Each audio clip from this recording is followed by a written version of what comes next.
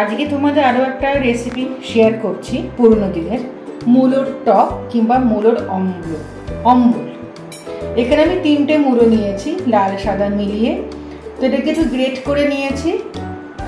এবার আমি পরবর্তী রান্নার ধাপে যাই। এখানে আমি ছোট চামচের 1 চামচ সর্ষে ফোড়ন দিয়েছি আর তার সঙ্গে সর্ষের তেল।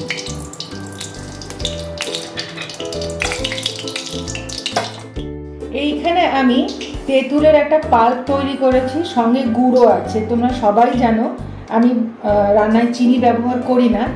আমার তেঁতুলের পাল্প নিয়েছি বড় চামচের 2 চামচ। সেই তুলনায় গুড় বা মিষ্টত্ব হবে একটু বেশি, এটা একটু মিষ্টি মিষ্টি টকের ভাবটা কম, তাই গুড়ের পরিমাণ এখানে ডবল হবে।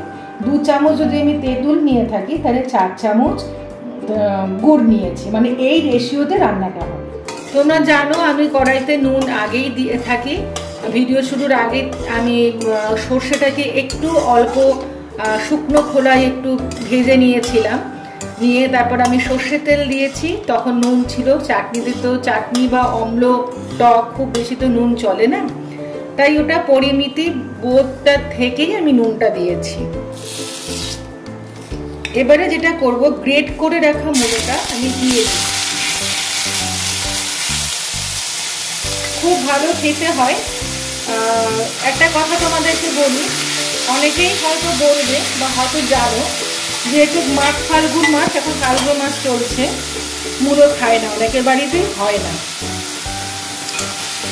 আমার বাড়িতে সেরকম কোনো নিয়ম নেই। আমি কচি মূলো পেয়েছিলাম তাই তোমাদের দেখালাম। তোমরা এভাবেও করতে পারো। আমি গ্রেট করে নিয়ে যে রসটা ছিল সেটা ফেলে দিয়েছি। অনেকের অ্যাসিডিটি হয়, সবসময় গন্ধ ভালো লাগে না। আমি কচি মূলো পেয়েছিলাম, সেই জন্যই দেখাচ্ছি। আর তোমরা অনেকে এটা গোল গোল করে কেটে, খুব পাতলা পাতলা করে কেটে একটুখানি ভাপিয়ে নিয়ে জলটা ফেলে দিলেই গন্ধটা চলে যায়। যদি কচি মূলো পাও, এখনও শীত তো পুরো চলে যায়নি, তোমরা একবার করে দেখতেই পারো। খেতে কিন্তু অসাধারণ লাগে, সত্যি অসাধারণ লাগে। আমি মূলো বটি যেভাবে করে সেভাবে তোমাদের দেখাচ্ছি আর কি, তাহলে তাড়াতাড়ি জিনিসটা হয়ে যাবে। আমি আলাদা করে আর সেদ্ধ করে নিই, কিন্তু গ্রেট করে রসটা আমি ফেলে দিয়েছি। এখানে আমি অল্প একটু আদা পেস্ট দিচ্ছি, খুব বেশি কিচ্ছু লাগে না, অল্প ইনগ্রেডিয়েন্টসে হয়ে যায়, কিন্তু সত্যি অসাধারণ লাগে।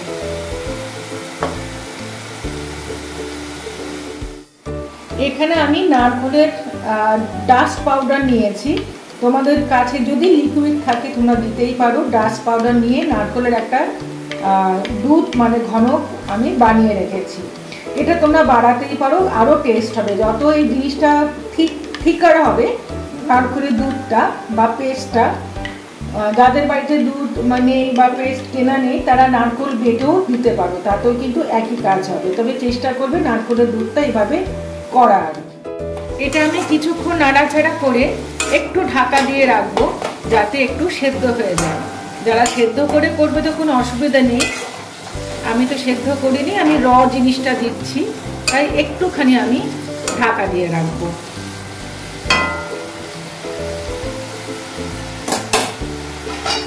আমি একটু ঢাকা দিয়ে রাখছি। এইখানে আমি বড় চামচের 2 চামচ মেথি নিয়েছি এবং শুকনো খোলায় একটু কড়া করে ভেজেছি, কোনো তেল ছাড়া। এটাকে আমি গুঁড়িয়ে রাখবো, সবার শেষে এটা রান্নায় ব্যবহার করব। আমি 10 মিনিট মতো রেখেছিলাম। দেখো এরকম একটা জায়গায় পৌঁছেছি, মানে একটু সেদ্ধ সেদ্ধ হয়েছে, একটু লালচে হয়েছে। এবারে আমি তেঁতুলের পাল্প আর গুড়টা দিয়ে দিচ্ছি।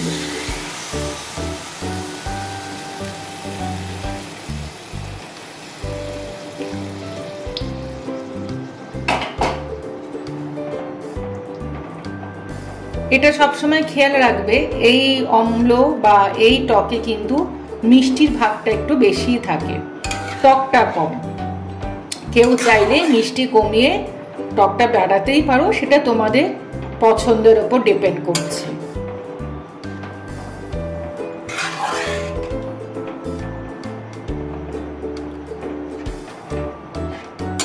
এটা আমি আরো 10 মিনিটের জন্য একটু ঢাকা দিয়ে দেব।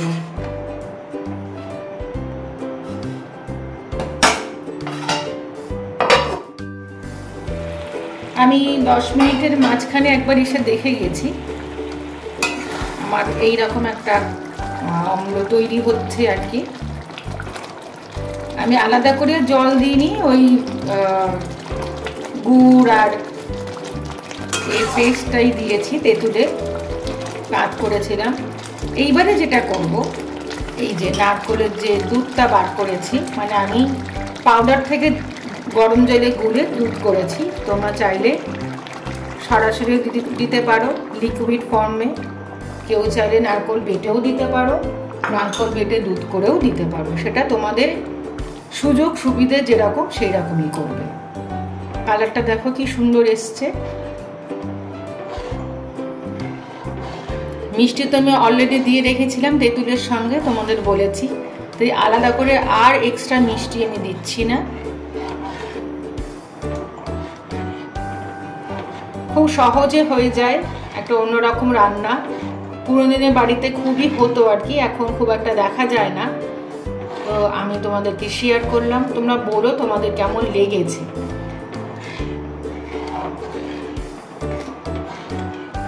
এই যে তোমার অম্লটা তোমরা বাড়াতে পারো, কমাতে পারো, আরো ড্রাই করতে পারো, সবটাই তোমাদের প্রয়োজন অনুযায়ী করবে।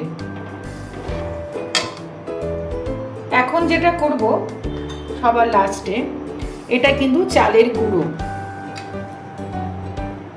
এটা গোবিন্দভোগ, আমি আগেও বলেছিলাম 2:1 করে গোবিন্দভোগ এবং মানে গোবিন্দভোগ আতপ এবং নর্মাল যে চাল আমাদের থাকে সেই দিয়ে আমি একটা পেস্ট বানিয়ে রেখেছি, গুঁড়ো ডাস্ট বানিয়ে রেখেছি। তোমরা চাইলে গোবিন্দভোগ বা চাল পেস্ট করেও দিতে পারো,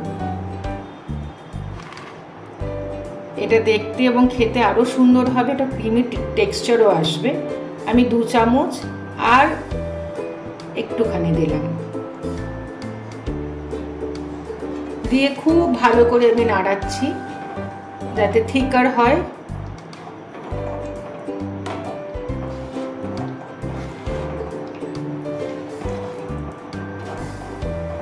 গ্যাসের ফ্লেমটা কিন্তু সব সময় লো ফ্লেমে থাকবে,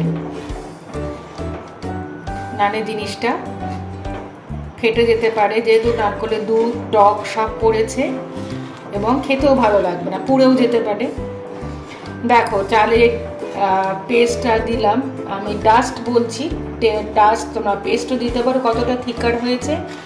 এরকম তুমি নারকেলও দিতে পারো, নারকেলের দুধ আরও গাঢ় করে দিতে পারো, খেতে সত্যি অপূর্ব লাগবে, আরও গ্রেভিটা আরও থিকার হবে।